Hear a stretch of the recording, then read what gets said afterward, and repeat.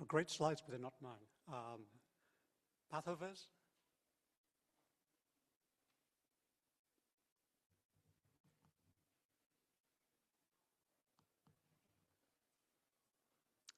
Do you guys have the Pathoviz presentation? Ah, excellent. Oops. Okay. Thank you, everyone, and thank you for the organizers for inviting us. What a great event. We've had some amazing speakers and amazing talks, so thank you again for hosting us. I'm Sunil Maulik. We're Pathoviz, and we're really empowering pathology at the point of care and really looking at revolutionizing pathology-based diagnostics for low middle-income countries. So places where you don't have a bunch of experts at a very powerful academic medical site, but a rural hospital, whether it's in the US or in other countries, and specifically where we see a huge opportunity outside of the US, as Dr. Akkul in his presentation earlier today alluded to. So we have a wonderful team at Pathoviz. Two of our team members are actually co-founders of this event, Dr. Murad Badeh and Dr. Elif Kotiak. We also have two other people as part of our core team, Prashant Asuri and Sudhir Yagude. As for myself, my background is biophysics and bioinformatics. I've been a 5-time founder and 3-time CEO, including 2 companies out of Stanford that we took public, IntelliGenetics and Double Twist. So it's great to be back at Stanford again, and this is always an amazing place for innovation and acceleration. Although having said that, I still don't think I'll get into HF0. It sounds like it's way too tough. But we have put together a great team, and what we're doing is really looking at how do we reduce the cost of digital scanners for pathology significantly over the current state of the art. And as you can probably guess, the answer is AI. So by using lower quality objects at a lower resolution, but using extremely well-trained AI models, we believe we can solve the problem and get low resolution but high fidelity outcomes from our digital tool as the existing very expensive digital pathology scanners can do. So how do we do it? It's a combination, as Apple likes to say, of hardware and software, and that's kind of our secret sauce. We have already got a design for a very cost-effective scanner with the optics and the GPU and the CPU built onto the device. So it's not going to require you to be connected to the internet or the cloud. Because our images are a lot smaller, we'll be able to store more of them. So when pathologists do multiple biopsies and multiple slices from multiple biopsies, we'll be able to import all of those images into our scanner. And then it's the software. And this is where I'm going way over my skis and trying to explain it. But at a high level, the way our AI works is by taking small but highly curated data sets specific to each disease state from heterogeneous populations.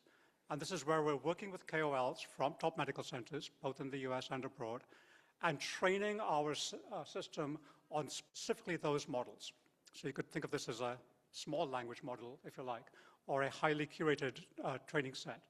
And that's what we believe gives us the opportunity and the advantage to get the same quality of outcome so that we can triage very rapidly for the pathologist.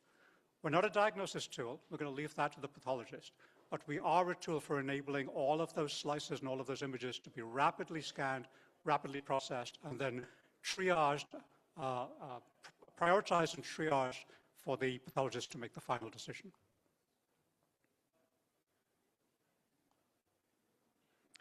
So as some of you may know, digital pathology is experiencing rapid growth, and AI-powered pathology is increasing even more significantly.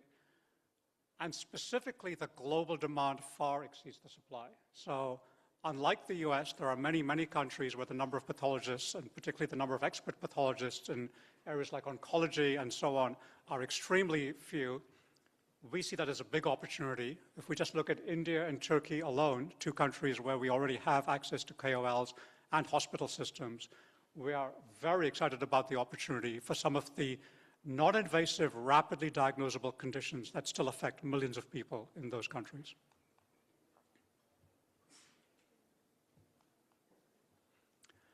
What is our business model? Very simple. Sell the hardware, add on the software, and over time, perhaps, even sell the models themselves. So a very three-stage business model.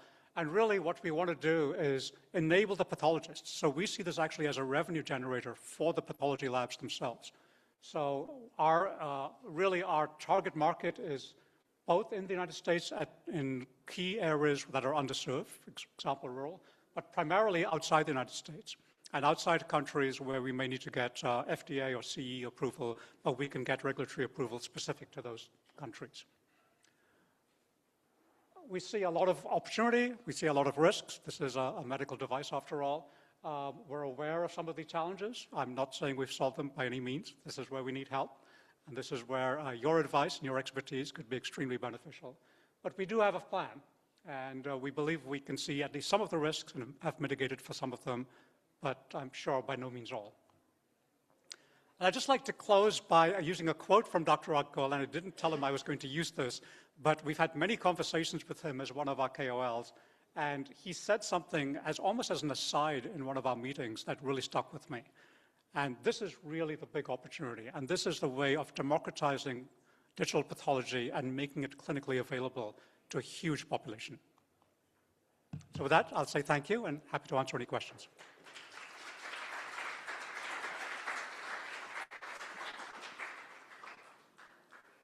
We have time for questions.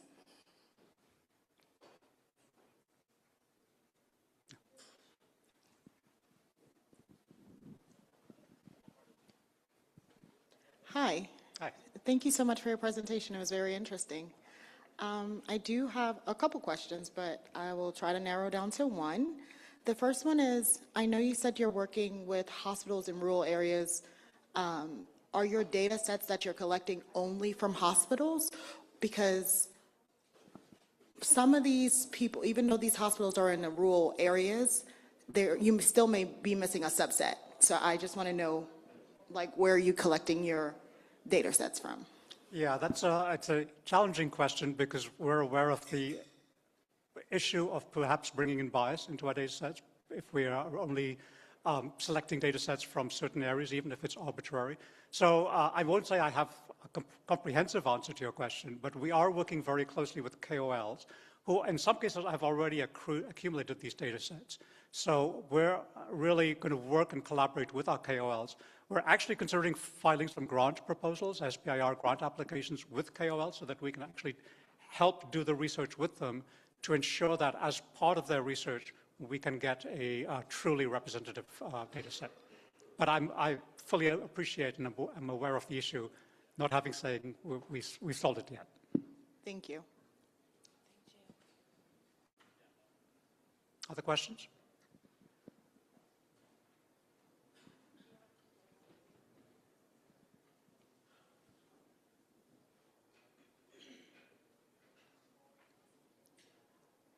All right, well, if a question occurs to you, hopefully you could find Dr. Maulik later on in the session. Thank you so much. Thank you, everyone.